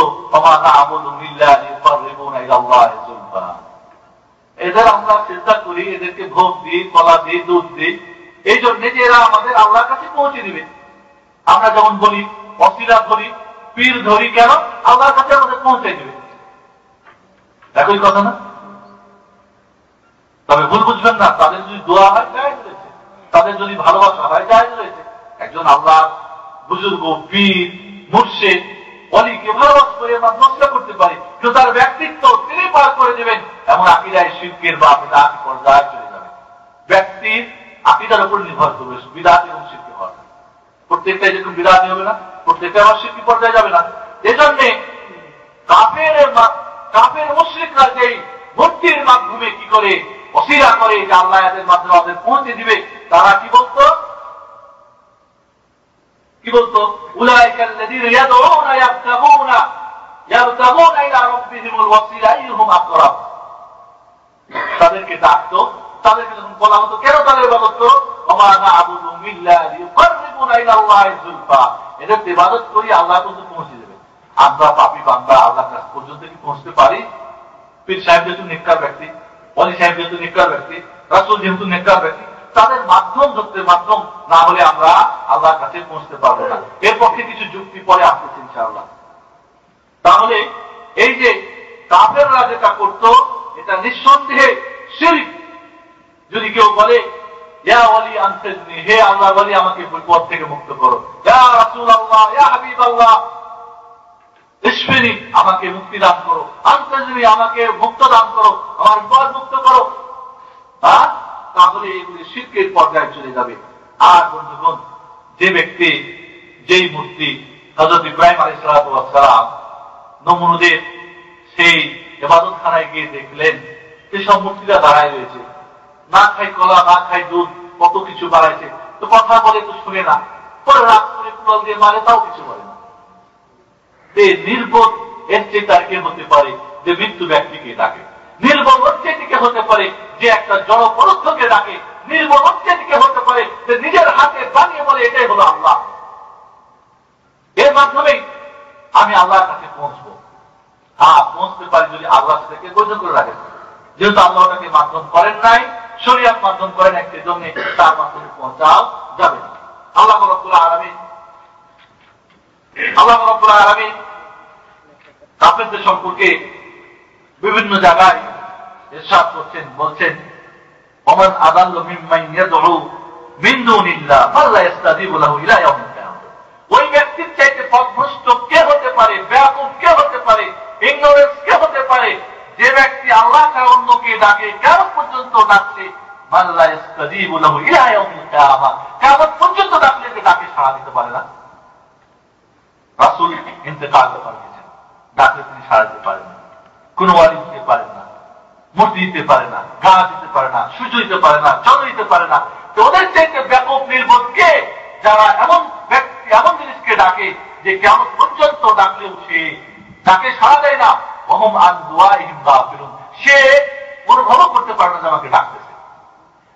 কেউ তো অনুভব করতে পারে যখন মৃত্যু মারা যাচ্ছে ওই মুহূর্তে ডাকলে ও করে, ঠিক না? কিন্তু এমন ব্যক্তি যে ও করতে পারে তাকে আমরা ওসিলা মানি তার কাছে। এই জন্যে আল্লাহ রাব্বুল অন্য আয়াতে বলছেন যে ওয়াইদা হুশিরান নাস কানু লাহুম আ'দা ওয়া কানু বিইবাদাতিহিম কাফিরিন, আর যাদের ইবাদত করেছে কিয়ামতের দিন তারা তাদের দুশমনী করবে, না তোমরা আমাদের ইবাদত করো না, আমাকে ডাকো না, আমরা বলি নাই তোমাদেরকে, অস্বীকার করবে কিয়ামতের দিন। সূরা আহকাফ আল্লাহ রাব্বুল পাক 6 নম্বর আয়াতে ভালো করে পড়ে দেখবেন। যাই বন্ধুগণ, তাহলে আল্লাহ তাআলার মাধ্যমে যখন ডাকবো ওমান ইয়াদউ মা আল্লাহ ইলাহান আখার লা বুরহানা লা বিহি ফাইন্নামা হিসাবু ইনদা রাব্বিহি ইন্নাহু লা ইফলিহুল কাফিরিন, তাহলে এই অবৈধ ওসিলা থেকে আমরা বাঁচার চেষ্টা করব। তাহলে এটা দুইটা হলো, একটা হলো শরিয়াতি ব্যাপারে নিশ্চয়, সেটাও চলবে না যে মৃত্যু ব্যক্তির ওসিলা করা, বুঝছেন, চলবে। কোন ব্যক্তির মাধ্যমে, কোন রাসূল হোক, নবী হোক, ফেরেশতা হোক, কোন রাসূল হোক, নবী হোক, ফেরেশতা হোক, যে কেউ হোক, ওই ব্যক্তিত্বের মাধ্যমে তার কোন মর্যাদার মাধ্যমে ওসিলা করা চলবে না, অবৈধ। এরপর আমরা যাই যে সংক্ষেপে বলবো যে রাসূল সাল্লাল্লাহু আলাইহি ওয়াসাল্লামের মাধ্যমে ওসিলা, রাসূলের মাধ্যমে ওসিলা করি না, আর তাওয়াসসুল বিন নবী সাল্লাল্লাহু আলাইহি ওয়াসাল্লাম, এটা চার প্রকার, ভালো করে বুঝবেন। প্রথমটা হলো যে রাসূল সাল্লাল্লাহু আলাইহি ওয়াসাল্লামের প্রতি ঈমান, তার প্রতি ঈমান এবং তার ভালোবাসা এবং রাসূল সাল্লাল্লাহু আলাইহি ওয়াসাল্লামের ইত্তেবা, অনুসরণ, অনুকরণের মাধ্যমে ওসিলা করা। যেটা এর আগে আপনাদেরকে বললাম, আল্লাহুম্মা ইন্নী আমানতু বিকা ওয়া বিরাসূলিকা ফাগফিরলি, আল্লাহ তোমার প্রতি, তোমার রাসূলের প্রতি ঈমান রেখেছি। আল্লাহুম্মা ইন্নী উহিব্বু রাসূলাকা ইন্নী উহিব্বুকা ওয়া উহিব্বু রাসূলাক, আল্লাহ তোমাকে এবং তোমার রাসূলকে ভালোবাসি, আমাকে ক্ষমা করে দাও। তো যা চাওয়ার আপনি চাইবেন। তাহলে রাসূলের মাধ্যমে ওসিলার প্রথম যেটা, সেটা হলো যে রাসূলের ভালোবাসা বা রাসূলের প্রতি ঈমান বা রাসূলের ইত্তেবা, অনুসরণের মাধ্যমে ওসিলা করা যায়। আর এটা যায় কখন? রাসূলের জীবিত অবস্থায় এবং মৃত্যুর পরে। এই ওসিলাটা রাসূলের জীবিত এবং মৃত্যু দুই অবস্থাতেই কি যায়। এখন আমরা বলতে পারি না যে রাসূলকে ভালোবাসি, তার মাধ্যমে ক্ষমা করো, বলতে পারি কিনা? তোমার রাসূলের ইত্তেবা করি, অনুসরণ করি, ক্ষমা করো, যায় আছে কিনা? যায় হয়েছে। তাহলে এই ওসিলাটা রাসূলের ভালোবাসা, ঈমান এবং ইত্তেবার ওসিলা করা, এটা রাসূলের জীবদ্দশা এবং মৃত্যুর পরেও যায়। দুই নম্বরে হলো রাসূল সাল্লাল্লাহু আলাইহি ওয়াসাল্লামের দোয়ার মাধ্যমে ওসিলা করা। ওই যে সাহাবায়ে কেরাম তার দোয়ার মাধ্যমে পানি চেয়েছেন আল্লাহর কাছে, চেয়েছিলেন কিনা? এটা শুধুমাত্র জায়েজ রাসূলের জীবদ্দশায়, মৃত্যুর পরে এটা জায়েজ নয়। এখন গিয়ে বলবেন রাসূলকে, ইয়া রাসূলুল্লাহ আমাদের জন্য দোয়া করেন, চলবে না। কই উমর তো গেলেন না পানির জন্য রাসূলের কবরের কাছে। হাসান হোসাইন যখন কারবালাতে যাচ্ছিলেন একাই ইয়াজিদের সঙ্গে যুদ্ধ করার জন্য, এই যে আপনাদের কারবালা, আপনাদের কি বলে, আশুরা মুহররম সম্পর্কে আমাদের লিফলেট আছে, একটা করে নিয়ে যাবেন ইনশাআল্লাহ বন্ধুগণ। তো কই বললেন না নানাজির কাছে, নানাজি আমি যাচ্ছি একাই, আমার জন্য দোয়া করে দেন, আমি যেন সেখানে ইয়াজিদকে পরাস্ত করতে পারি। কোন সাহাবায়ে কেরাম তাদের কোন বিপদে আপদে, যুদ্ধ বিজয়, কখনোই তো রাসূলের কবরের কাছে গিয়ে বলেন নাই আমার জন্য দোয়া করেন, আমাদের বৃষ্টি হচ্ছে না দোয়া করেন, বরং আব্বাস রাদিয়াল্লাহু আনহুকে নিয়ে গিয়ে বলছেন দোয়া করেন আল্লাহর কাছে। স্পষ্ট হতে হবে আমাদের কাছে। তাহলে রাসূলের দোয়ার ওসিলা জীবদ্দশাতেই শুধু, এটা বৈধ, মৃত্যুর পরে চলবে না। এখন রাসূলের কাছে গিয়ে কেউ চাইবে, এটা সম্পূর্ণ শিরক হবে। তিন নম্বর, রাসূলুল্লাহ সাল্লাল্লাহু আলাইহি ওয়াসাল্লামের সুপারিশের ওসিলা, ওই যে আতি মুহাম্মাদানের ওসিলা, বুঝছেন? এটা এখনো জায়েজ রয়েছে, জীবিত অবস্থায় জায়েজ ছিল, সেটা কিয়ামতের জন্য খাস। কিন্তু এখন বলবেন কবরের কাছে গিয়ে আমাদের জন্য সুপারিশ করেন, চলবে না। আর সুপারিশ দুইটা শর্তে যায়, মনে রাখবেন, আমাকে এখানে ভুল বুঝি। মুরিদ হয়ে গেলে তিনি সুপারিশ করে কিয়ামতের দিন পার করবেন, ঠিক না? এটা কিন্তু আমাদের ভুল ধারণা। বরং কিয়ামতের দিন সুপারিশ করার জন্য দুইটা শর্ত। একটা শর্ত হচ্ছে যে আল্লাহ রাব্বুল আলামিন যিনি সুপারিশকারী তাকে অনুমতি দান করবেন। আর দ্বিতীয় হলো যার জন্য সুপারিশ করা হবে তার ব্যাপারে আল্লাহ রাব্বুল আলামিন সন্তুষ্টি থাকবেন। তাহলে সুপারিশকারী এবং যার জন্য করবেন উভয়ের উপরে আল্লাহ সন্তুষ্ট এবং আল্লাহর অনুমতি আমার পীর বাবাজি অনুমতি পাবেন কিনা তার নিশ্চয়তা আছে। কিয়ামতের দিন ওই যে স্পেশাল যেটা সুপারিশ হযরত আদম থেকে নিয়ে শেষ নবী ঈসা পর্যন্ত কেউ সাহস করবেন না, কেউ সাহস করবেন না। সাহস করবেন কে? আমাদের প্রিয় নবী মুহাম্মদ রাসূলুল্লাহ সাল্লাল্লাহু আলাইহি ওয়াসাল্লাম। তিনি আল্লাহর কাছে সুপারিশ করবেন, সিজদায় পড়ে যাবেন। তাহলে রাসূলরা, নবীরা যদি সুপারিশ করার সাহস না পান, তাহলে আমি পীর সাহেব আর একজন ওলি সাহেব কিভাবে আপনাকে এই ধোকায় ফেলে দিলাম যে মুরিদ হলেই আপনাকে পার করে দিবে? অনেক সময় করে কি একটা কাগজ লিখে দেয় যেটা কবরে দিলে আর আজাদ হবে, বুঝছেন?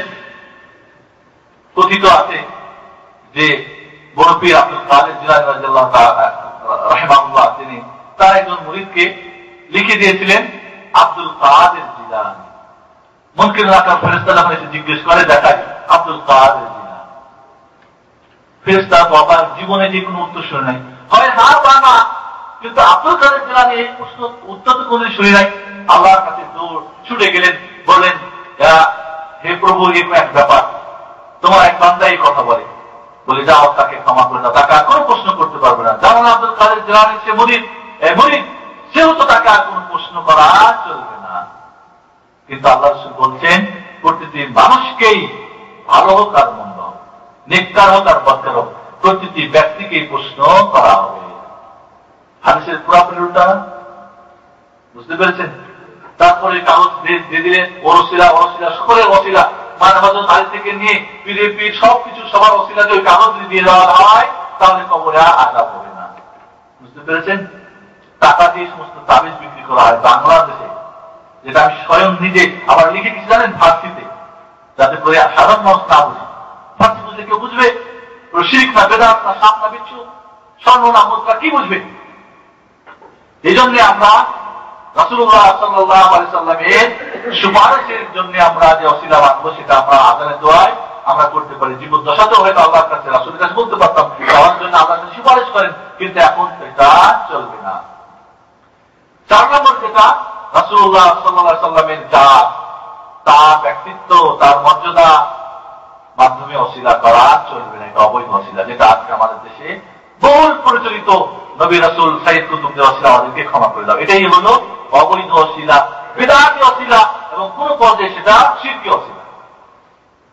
এরপর আছে নেককার ব্যক্তিদের মাধ্যমে ওসিলা করা, বুঝছেন? নেককার ব্যক্তিদের মাধ্যমে ওসিলা 2 প্রকার। একটা হলো তাদের দোয়ার মাধ্যমে ওসিলা করা, আর এটা জীবিত অবস্থার জন্য খাস। একজন আল্লাহর ওয়ালি, তাকে গিয়ে বলবেন, ওই যে জীবিত নেককার ব্যক্তির দোয়ার ওসিলা, গিয়ে বলবেন আমার জন্য দোয়া করেন, আল্লাহকে বলবেন আল্লাহ তাআলা আমাকে যা চাচ্ছেন তা চাইবেন। নেককার ব্যক্তির ওসিলা 2 ভাগ। প্রথম হলো তার দোয়ার মাধ্যমে, তার জীবদ্দশার সঙ্গে খাস, মৃত্যুর পরে তার দোয়ার ওসিলা করা চলবে না, সেটা শিরক হয়ে যাবে। এখন যদি ওয়ালির কবরে গিয়ে বলি, শিরক। বুঝতে পেরেছেন? এরপরে হলো দ্বিতীয় যেটা, যে তাদের ব্যক্তিত্বের মাধ্যমে বা তার ব্যক্তির মাধ্যমে ওসিলা করা, যেটা রাসূলের ব্যাপারে চলে গেল একটু আগে। বুঝতে পেরেছেন? সেটা জীবিত এবং মৃত্যু 2 অবস্থাতেই অবৈধ, চলবে না। জীবিত অবস্থায় যেরকম কোন ওয়ালির ওসিলা করা যাবে না, যে আল্লাহ এই ওসিলার মাধ্যমে আমাকে ক্ষমা করে দাও, এটা ওটা চলবে না। মৃত্যুর পরে তো আরো চলবে। তাহলে নেককার ব্যক্তির মাধ্যমে ওসিলা 2 ভাগ। একটা জায়েজ দোয়ার ওসিলা, সেটা জীবদ্দশাতে, মৃত্যুর পরে চলবে না। আর একটা হলো তাদের ব্যক্তির মাধ্যমে, সেটা জীবিত মৃত্যু 2 অবস্থাতেই চলবে না। এরপরে আমরা আছি মৃত্যু, যে আল্লাহর ওয়ালি যারা মারা গিয়েছেন, ওই একই কথা। সেখানেও আমরা বলবো যে মৃত্যু ব্যক্তির মাধ্যমে ওয়ালির, প্রথমে কিন্তু আমরা ওয়ালির ডেফিনেশনে কিন্তু আমরা বড় ভুল করেছি। এর আগে আপনাদের বলেছিলাম, আলা ইন্না আউলিয়া আল্লাহি লা খাউফুন আলাইহিম ওয়া লা হুম ইয়াহজানুন আল্লাযীনা আমানু ওয়া কানু ইয়াত্তাকুন। ঈমানদার এর সঙ্গে আল্লাহ রাব্বুল আলামিনের যে সমস্ত ওয়াদা ফলো করে, যে সমস্ত নিষেধ থেকে বেঁচে থাকে, এরাই হলো মুত্তাকি। তাহলে আল্লাহর ওয়ালি হওয়ার জন্য গাছের নিচে থাকতে হবে না, জঙ্গলে থাকার কোনো প্রয়োজন নেই, তাকে হুজুর হয় চলবে না, তাকে মাদ্রাসাকে লেখাপড়া করতে হবে এমন কথা না। হতে পারে সে রিক্সা চালক, হতে পারে ভ্যান চালক, হতে পারে সে বড় চাকরিজীবী, হতে পারে সে গরিব বান্দা, হতে পারে ধনী বান্দা, হতে পারে শরিয়াতি জ্ঞান পুরোপুরি থাকতে পারে না পারে, কিন্তু সে ঈমান এনেছে, তার সঙ্গে আল্লাহর আদেশ নিষেধকে যথাযথভাবে আমল করে, সেই ব্যক্তি আল্লাহর ওয়ালি। আল্লাহ বলছেন, আলা ইন্না আউলিয়া আল্লাহ লা খাউফুন আলাইহিম ওয়া লা হুম ইয়াহজানুন আল্লাযীনা আমানু ওয়া কানু ইয়াত্তাকুন। আমাদের দেশে ওয়ালি কারা জানেন? যারা ল্যাংটা থাকে। আমাদের দেশে ওয়ালি কারা জানেন? যারা ছেঁড়া কাপড় পরে থাকে। আমাদের দেশে ওয়ালি কারা জানেন? যারা নোংরা পোশাক পরে থাকে। ওয়ালি কারা? যারা তালি লাগা কাপড় পরে। ওয়ালি কারা? যারা জঙ্গলে বসে আল্লাহর জন্য আল্লাহর ধ্যানে কাঁদে। ওয়ালি কারা? যারা হারাম খায়। ওয়ালি কারা? যারা নামাজ তাদের পড়তে হয় না। ওয়ালি কারা? যারা ইত্যাদি ইত্যাদি ভান মদ খায়। এরাই তো আল্লাহ ওয়ালি। আল্লাহ বলছেন না, ওয়ালি হলো তারাই যারা ঈমান এনেছে, ঈমানের দাবি পূরণ করার জন্য মুত্তাকি হয়েছে। মুত্তাকি বলা হয় আল্লাহর আদেশ এবং নিষেধকে যথাযথভাবে মেনে চলা, একে বলা হয় মুত্তাকি। এজন্য মনে রাখবেন, ওয়ালি যে কোনো শ্রেণীর মানুষ হতে পারে। হতে পারে কৃষক, হতে পারে গাড়ি চালক, হতে পারে ড্রাইভার, যে কেউ হতে পারে। যদি এই দুইটা গুণ থাকে, সে হবে আল্লাহ ওয়ালি। আল্লাহ ওয়ালির গুণ বর্ণনা করতে গিয়ে আমাকে সেদিন এই রমজানের আগে এক ভাই বলছিলেন, মাশাআল্লাহ, তিনি এমন জায়গায় বসবাস করেন যেটা নোংরা জায়গা। আমি বললাম, সে আল্লাহ পাক্কা সেই জিনিসের দোস্ত শয়তান। কারণ নোংরা জায়গায় থাকা হারাম, নোংরা অবস্থায় থাকা হারাম। গোসল করে না বাক্যে বাদ, সে আল্লাহর ওয়ালি। জোয়ার পেটে গেছে, সে আল্লাহর ওয়ালি। ময়লা গায়ে সমান দিয়ে মারলে এক মন ময়লা বাইরে, সে আল্লাহর ওয়ালি। যে এজন্য ইমাম গাজ্জালী রাহমাতুল্লাহ আলাইহি, ইমাম ইবনে তাইমিয়া রাহমাতুল্লাহ আলাইহি একটা কথা নক করছেন, যদি দেখো যে আল্লাহর বান্দা হাওয়া দিয়ে উঠতেছে, পানির উপরে গায়ে নামাজ মিশিয়ে নামাজ করতেছে, অলৌকিক ঘটনা কিনা? অলৌকিক কিনা? কারামতি কিনা? যদি দেখো যে ওই ব্যক্তি সুন্নতে কোরআন হাদিসের বিন্দু পরিমাণে খেলাফ করছে, জেনে রাখো আল্লাহর বান্দা সে হলো পাক্কা শয়তান। তাহলে আল্লাহর ওয়ালির নামে যারা যেখানে কবরস্থ বা যেখানে তারা সমাধিত আছেন, তাদের কাছে গিয়ে সর্ব অবস্থায় ডাকা চলবে না, এই ওসিলা করা যাবে না। এ পর্যায়ে সময়ের অভাবে আমি সংক্ষেপ করতেছি। আমি এবার আপনাদের আজকাল এটা আপনি সংক্ষেপে শুধু বুঝেন যে আল্লাহ যারা সত্যিকার ওয়ালি, যারা ঈমান এনেছেন, তাকওয়া পরহেজগারী যাদের মধ্যে রয়েছেন, জীবদ্দশায় তাদের দোয়া ওসিলা শুধু চলবে। তাদের ব্যক্তির তাদের মৃত্যুর পরে কোন প্রকারের ওসিলা চলবে না। তিনি এটা হলো আমাদের আকীদা। এবার আমরা কি কি কারণে আমরা অবৈধ ওসিলা করে থাকি, আমি সংক্ষিপ্ত সময়ের জন্য আমি আপনাদের সঙ্গে বলতে চাই, আপনারা আমার জন্য দোয়া করবেন। ওসিলার ব্যাপারে যেন একটা বই বাংলা ভাষায় লিখতে পারে, এবং যারা বাংলা ভাষায় ভালো অভিজ্ঞ তারা সকলে আমাকে সহযোগিতা করবেন, আমি দাবি রাখলাম। ঠিক আছে? কারণ এই বিষয়টাই নিয়ে কিন্তু আমাদের দেশের ধর্মের ব্যবস্থাটা জমজমা।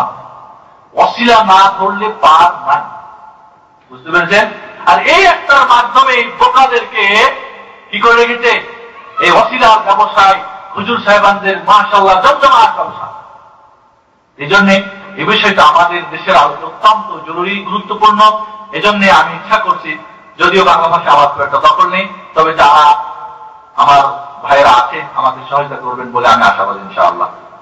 বন্ধুগণ, অবৈধ ওসিলার পিছনে যে কারণগুলি সেটাকে আমরা দুই ভাগে ভাগ করতে পারি। প্রথম হলো কিছু সহিহ হাদিস যার অপব্যাখ্যা করা হয়। ওই যে হযরত উমারের হাদিস, হযরত উমার আব্বাস আব্দুল মুত্তালিবের ওসিলা করলেন না, বলে এই তো এটাই ওসিলা। হযরত আব্বাসের যেটা হয়েছিল সেটা তার দোয়ার মাধ্যমে ওসিলা হয়েছিল, এটা আমরাও বৈধ বলি। তার ব্যক্তির ওসিলা তো করেন নাই, আর মৃত্যুর একটা চলবে না। যদি তাই হতো তো হযরত উমার রাসূলের ব্যক্তিত্বকে ছেড়ে দিয়ে হযরত আব্বাসের ব্যক্তিত্বে কখনোই যেতেন না, ঠিক কিনা? যাইতেন? কারণ রাসূলের কাছে আব্বাসের কোন তুলনা হয়? যাইতে যদি হতো তো রাসূলের কাছে যেতেন, কবরের কাছে কি করতেন? এ ধরনের আপনারা মনে রাখবেন যে কিছু সহিহ হাদিসের অপব্যাখ্যা করে এর ওসিলার জায়েজ করার জন্য অপচেষ্টা করা হয়, এই একটা কারণ। বুঝতে পেরেছেন? আমি হাদিসগুলি শুধু একটা উল্লেখ করে আগে যাচ্ছি সামনের দিকে। দ্বিতীয় কারণ হলো যে কিয়াস করে। কিয়াস বুঝেন তো? যে আমরা দুনিয়াবি কাজে আমরা দেখি কোন একটা কেস যদি হয় কোর্টে, তো আমরা উকিল ধরি না, ধরি কিনা? এখন বিচারকের কাছে, জাজ সাহেবের কাছে বিচার যখন আমরা চাই, তখন একটা উকিলের মাধ্যমে আমরা সেখানে পৌঁছি। তো ঠিক আল্লাহর কাছে পৌঁছতে হলেও কোন একজন ওয়ালি রাসূলের মাধ্যমে পৌঁছতে হবে, এটা বলাই কিয়াস। ওইটা যেমন আমরা দুনিয়াবি কাজে করি, দিনের কাজেও এটা জায়েজ রয়েছে। আমি বলবো এইটা যারা বলে এর চাইতে চরম অপরাধ মনে আর কিছু নেই, এর চাইতে বড় বেয়াদবি মনে হয় আর কিছুই নেই। কারণ জাজ সাহেবের কাছে যেতে হলে উকিল ধরতে হবে, এটাই হলো নিয়ম, ঠিক কিনা? দুনিয়াবি নিয়ম। কিন্তু আল্লাহকে ডাকতে হলে কোনো মাধ্যম নেই। ও ধরনের আস্থা দিব রাখুন, ডাকো সরাসরি, আমি তোমাদের ডাকে সাড়া দিই। কেউ যদি মনে করে যে আল্লাহকে ডাকতে হলে, আল্লাহ পর্যন্ত পৌঁছতে হলে মাধ্যম প্রয়োজন, তাহলে সে কাফের। আকীদার ভালো করে বুঝেন, ঈমান নষ্ট হওয়ার 10টি মূল কারণ রয়েছে। তার মধ্যে একটা কারণ হলো, কেউ যদি বিশ্বাস করে মহান রব্বুল আলামিনকে ডাকতে হলে, তার পর্যন্ত পৌঁছতে হলে মাধ্যম জরুরি রয়েছে, তাহলে সে মুশরিক, সে কাফের, তার ঈমান নষ্ট হয়ে যাবে। তাকে তওবা করে আবার লা ইলাহা ইল্লাল্লাহ পড়ে মুসলমান হতে হবে। বুঝতে পেরেছেন? তাহলে আর দ্বিতীয় কারণ বলবো, একজন সাধারণ মানুষ যে জাজ সাহেব 5,000 টাকা হলে বিচার উল্টাপাল্টা করেন, যে উকিল সাহেব টাকা খেয়ে শত মিথ্যা কথা বলে তিনি তার পক্ষে রায় দেওয়ার চেষ্টা করেন, বিপক্ষে, অন্যায়ের পক্ষে, এত বড় অন্যায়কারী অত্যাচারীদের সঙ্গে মহান প্রভু রব্বুল আলামিনের সাদৃশ্য করার চেয়ে বড় অন্যায় হতে পারার কিছু বলে আপনার হতে পারে না। তাহলে বলবো এই কিয়াস বাতিল, চলবে না। 3 নম্বর কারণ হলো যে অনেক সময় আমরা বলি মাঝে মাঝে তো কাজ হয়ে যায়, কাজ হয় না বলে আমি অমুক পীরের মাজারে গিয়েছিলাম খানজাহানিতে, বা ওই কি বলে ওটাকে, ইন্ডিয়াটা কি শাহজালাল, বা ইন্ডিয়ার আপনার আজমির শরীফে গিয়েছিলাম, আমার তো কাজ হয়েছে, আমার মেয়ে পেয়েছি, ছেলে পেয়েছি, চাকরি পেয়েছি। আপনাদের প্রেসিডেন্ট এরশাদ সাহেব বললেন না, আব্দুল কাদের জিলানী বড় পীর, তিনি আমাদের সন্তান লাভ করেছেন। যার পিছনে আপনি মাফ করবেন, কেউ যদি কোনো পার্টি করেন, তাকে ভালোবাসেন, তিনি আল্লাহর বান্দা মুসলমান হিসেবে ভালোবাসতে হবে। কিন্তু এই বিষয়টা তো আমি ভালোবাসতে পারি না। কোন আল্লাহ পীর তাকে বাচ্চা দিয়ে দিলেন, আর বাচ্চা দেওয়া না দেওয়ার ব্যাপারে আপনারা ভালো জানেন, সত্যি কে দিয়েছিলেন সে ঘটনা হয়তো আপনারা ভালো করে জানেন। যাই হোক বন্ধুগণ, যে কথাটা বলতেছিলাম যে মাঝে মধ্যে তো কাজ হয়ে যায়, এখানে আপনাদের বুঝাবের জন্য বলবো, প্রথমত ওই ব্যক্তির মাধ্যমের জন্য না, তো আপনি সেখানে গিয়ে দোয়া করেছেন, দোয়া আপনার কাছে ভালো লেগেছে, কবুল হয়ে গেছে, একটা কারণ। আপনার বাচ্চা অসুস্থ, আপনি গেছেন আজমিরে, আপনার মাকে দোয়া করতে বলেছেন, বাবাকে দোয়া করতে বলেছেন, বন্ধু বান্ধবকে দোয়া করতে বলেছেন, হুজুর সাহেবকে দোয়া করতে বলেছেন, হতে পারে কারণ দোয়ার মাধ্যমে ভালো হয়েছে, ঠিক না? আপনি ওইখানে গিয়ে অস্বীকার করছেন ওই পীর সাহেবের ওই জন্য হয়েছে, কে আপনাকে বলল? বুঝতে পেরেছেন? তৃতীয় কারণ হলো, অনেক সময় আল্লাহ রাব্বুল আলামিন পরীক্ষায় ফেলে দেন। পরীক্ষা আল্লাহ কবুল করেন ওই মুহূর্তে, ওইখানে আপনি ডেকেছেন, পরীক্ষায় আপনাকে ফেলে দেবে বিপদে ফেলার জন্য। হযরত দাউদ আলাইহিস সালামের যুগে শনিবারের দিন জুমার নামাজ হতো, ইবাদত হতো আর কি। সেই দিন মাছ আসতো শোনার জন্য। হযরত দাউদের কণ্ঠস্বর এতই মিষ্টি ছিল যে নদীর দরিয়ার মাছরা এসে তার বক্তব্য শুনতেন, শুনতো। তা আল্লাহ রাব্বুল আলামিন নিষেধ করে দিলেন, বনী ইসরাঈলকে স্বীকার করতে পারবে না। বুঝতে পেরেছেন? এরপরে আল্লাহ রাব্বুল আলামিন একটা পরীক্ষায় ফেললেন। এখন করলো কি, তারা শুক্রবার দিন জাল পেতে রাখে। শুক্রবারে মাছ, শুক্রবারে জাল পাতে, শনিবার দিন শেষ শুনে মাছ আছে, ও জালের মধ্যে পড়ে, শনিবারে স্বীকার করে না, করে রবিবারে, পরে আমরা তো রবিবারে করি, চাল চতুরি। বুঝতে পেরেছেন? আল্লাহ কিন্তু তাদের বিপদে ফেলে দিলেন। উম্মতে মুহাম্মাদিনও আল্লাহ রাব্বুল ঠিক এই ধরনের পরীক্ষায় রেখেছেন, যে তুমি ইহরাম অবস্থায় স্বীকার করা যাবে না। এটা একটা পরীক্ষা, পরীক্ষা কে আল্লাহ ওরা ফলো করছে আর কে করে না, এটা একটা পরীক্ষা। এইভাবে হতে পারে যে পরীক্ষা যে কবুল হয়ে গেল, আল্লাহ তো আপনাকে সেটা করে ফেললেন, আর আপনি এক বাতিল আকীদার মধ্যে ঢুকে পড়লেন। এরপরে যেটা আমরা বলে থাকি যে এরপরে যে জিনিসটা, সেটা হলো যে কিছু জাল হাদিস দিয়ে দলিল পেশ করে। এর পিছনে কি রয়েছে? কিছু জাল এবং অত্যন্ত দুর্বল হাদিস দিয়ে দলিল পেশ করে। যেমন হাদিসে এসেছে তাওয়াসসালু বিজাহি, তোমরা আমার মর্যাদার মাধ্যমে আল্লাহর কাছে তোমরা ওসিলা করো। ফাইন্না জাহি ইনদাল্লাহি আযীম, আল্লাহর কাছে আমার মর্যাদা অত্যন্ত বড়। ওয়াইদা সাআলতুমুল্লাহ ফাসআলু বিজাহি, আল্লাহর কাছে চাইতে হলে আমার মর্যাদার মাধ্যমে চাও। ফাইন্না জাহি ইনদাল্লাহি আযীম, কারণ আমার মর্যাদা আল্লাহর কাছে অত্যন্ত মহা বড়। এটা একটা জাল, এটা একটা জাল। এরপরে যদি কোনো কাজ সিদ্ধি না হয় তাহলে কবরবাসীর কাছে গিয়ে চাও। হাদিস বানাইছে জাল হাদিস, এটাও একটা জাল হাদিস। ঠিক এইভাবে সংক্ষেপে আপনাদের বলবো, অনেকগুলি জাল হাদিসের মাধ্যমে দেখুন হযরত আদম আলাইহিস সালাম এই পৃথিবীতে যখন আল্লাহ পাঠাই দিলেন, আল্লাহর কাছে রব্বানা যালামনা আনফুসানা ওয়া ইল্লাম তাগফির লানা ওয়া তারহামনা লাকুনান্না মিনাল খাসিরিন বলে দোয়া করতে থাকলেন, কিন্তু আল্লাহ দোয়া কবুল করছেন না। তখন রাসূলুল্লাহ সাল্লাল্লাহু আলাইহি ওয়াসাল্লামের মাধ্যমে ওসিলা করলেন। আল্লাহ বলেন, আদম তুমি মুহাম্মদের নাম কেমনে জানলে? বলে আল্লাহ যখন আমাকে সৃষ্টি করে আমার ভিতরে রূহ ঢুকে দিয়েছিলেন, তখন আমি দেখলাম আপনার আরশের উপরে লেখা রয়েছে, আরশের পায়ার মধ্যে লেখা রয়েছে মুহাম্মদ। তো মনে করলাম আপনার পছন্দ নাম, সেই জন্যই তো লিখে রেখেছেন, এই জন্য সেটা ওসিলা করলাম, আর তাই তো আপনি কবুল করে নিলেন। একটা জাল হাদিস। এই ধরনের অনেকগুলি জাল হাদিসের মাধ্যমে কি করে আপনার দলিল পেশ করে থাকে। বিভিন্ন ঘটনা হয়েছে এই ধরনের।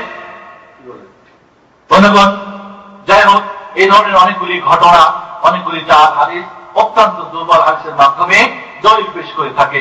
আল্লাহ রাব্বুল আলামিন আমাদেরকে এই হাদিসগুলি জানার তৌফিক দান করেন এবং সঠিক ওসিলা যেন আমরা করতে পারি, সেই তৌফিকের জন্য দান করেন। যাই হোক, আলোচনা আমি শেষে গিয়ে বলবো এটাই যে আজকে এই সমস্ত বিদআত এবং শিরকি ওসিলা প্রচার এবং প্রসারের কারণ হচ্ছে যে আমাদের দ্বীনের জ্ঞান, সঠিক জ্ঞান না থাকা। ঠিক কিনা?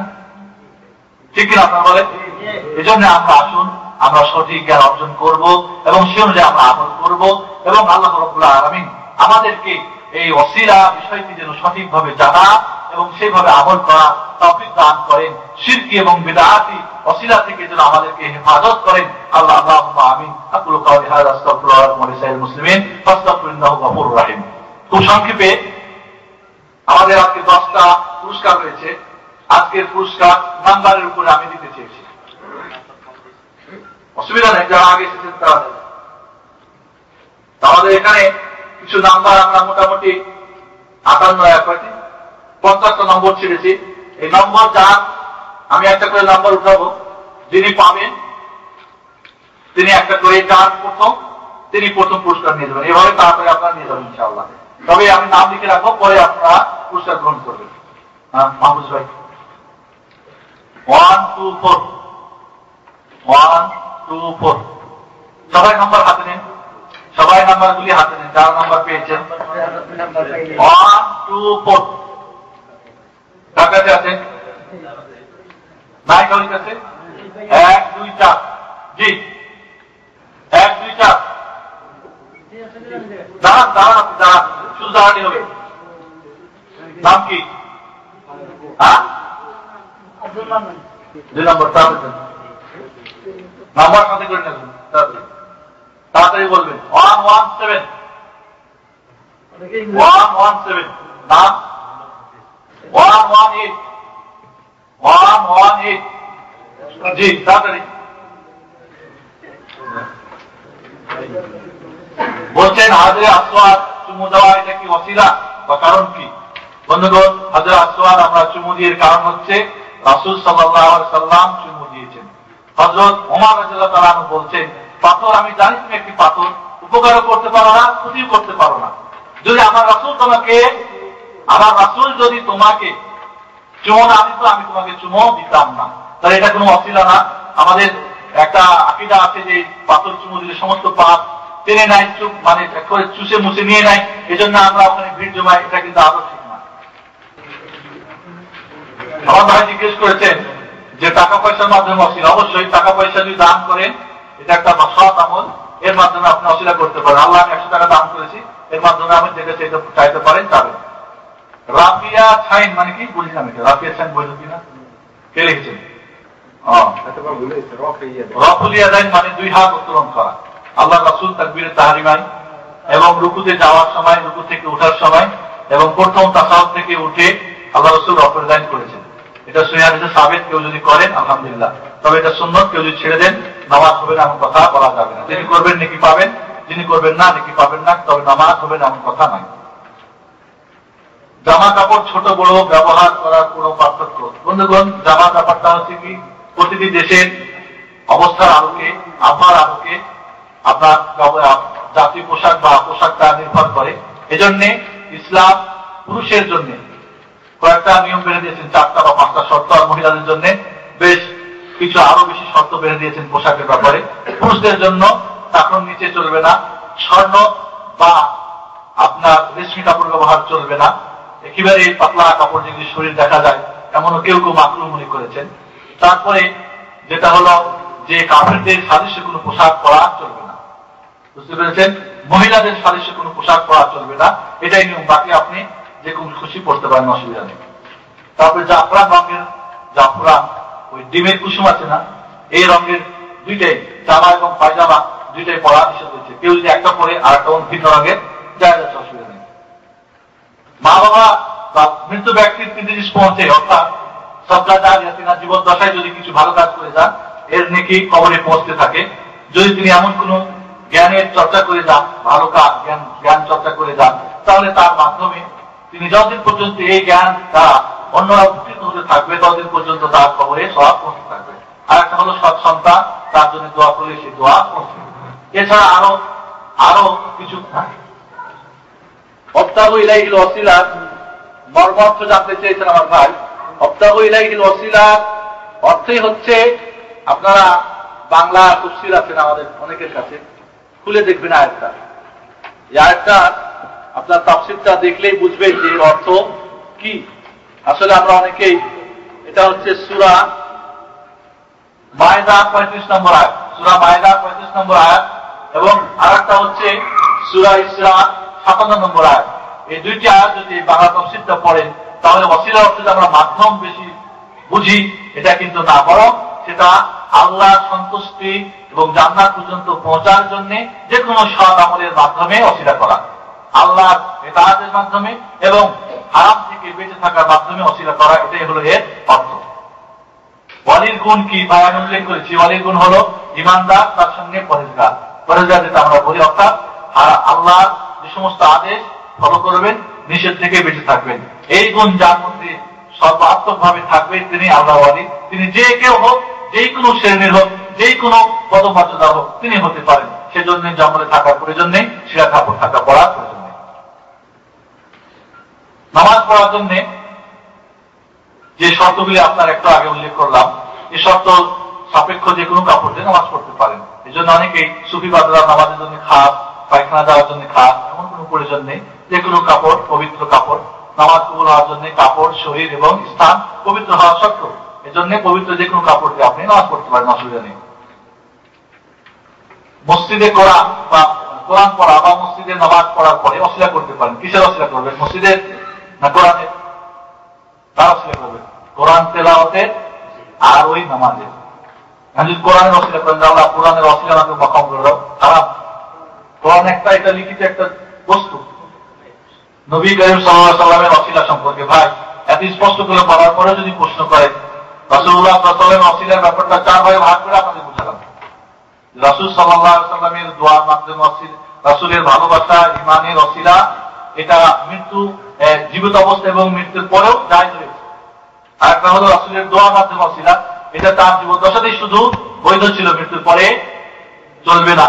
এরপর রাসূলুল্লাহ সাল্লাল্লাহু আলাইহি ওয়াসাল্লামের ব্যক্তিত্ব, মর্যাদার মাধ্যমে অসিলা কোন অবস্থাতে, জীবিত হোক মৃত্যুর পরে, কোন অবস্থাতে জায়েজ নয়। আর একটা বলছিলাম যে রাসূলুল্লাহ সাল্লাল্লাহু আলাইহি ওয়াসাল্লামের কি জন্য বললাম, আর একটা হলো যে রাসূলুল্লাহ সাল্লাল্লাহু আলাইহি ওয়াসাল্লামের কিয়ামতের মাঠে সুপারিশের কথা আছে। সেই সুপারিশের মাধ্যমে অসিলা করা, মানে অসিলা ভাঙা, চাওয়া, সেটা চাইতে পারেন। আদানে যেটা আমরা চেয়ে থাকি সেটা জায়েজ রয়েছে, সেটা তার জীবন দশাতেও যেমন যায়, মৃত্যুর পরেও যায়। কিয়ামত পর্যন্ত আমরা দোয়া করবো আদানের সাথে সাথে। তো আজকের মতো এখানেই আমাদের আলোচনা শেষ। আবারও আপনাদেরকে সামনে মাসে দাওয়াত দিয়ে এবং নববর্ষ আগামী আসছে, নববর্ষের শুভেচ্ছা জানিয়ে আপনাদেরকে ইসলামিক সেন্টারের পক্ষ থেকে, আমার পক্ষ থেকে এই কষ্ট করার জন্য ধন্যবাদ। এবং আবারও আমাদের ইসলামিক সেন্টারে আসবেন এই দাওয়াত থেকে। আজকের মতো এখানে আলোচনা শেষ করছি। তবে যারা পুরস্কৃত নাম্বার মানে সৌভাগ্যবান ব্যক্তিত্ব তারা অবশ্যই আপনাদের এখান থেকে আপনাদের পুরস্কার গ্রহণ করবেন। আর আমাদের আলোচনা এখানে শেষ। বহুল পরিচিত কিতাব তাওহীদ, এই বইটা বাংলা অনুবাদ আগে হয়েছিল, অত্যন্ত ছোট অক্ষরে পড়া যাচ্ছিল না, নতুন করে এটা ছাপানো হয়েছে। সম্ভবত 4-5 রিয়াল দাম হবে। আপনারা ইনশাআল্লাহ সকলে একটা করে ক্রয় করার চেষ্টা করবেন ইনশাআল্লাহ। এই বইটা আমার মজুর ভাই পাচ্ছেন, ইনশাআল্লাহ তিনি উপকৃত হবেন বলে আশাবাদী। মাশাআল্লাহ, আমার ভাইও ওই একই কিতাব, অত্যন্ত গুরুত্বপূর্ণ কিতাব।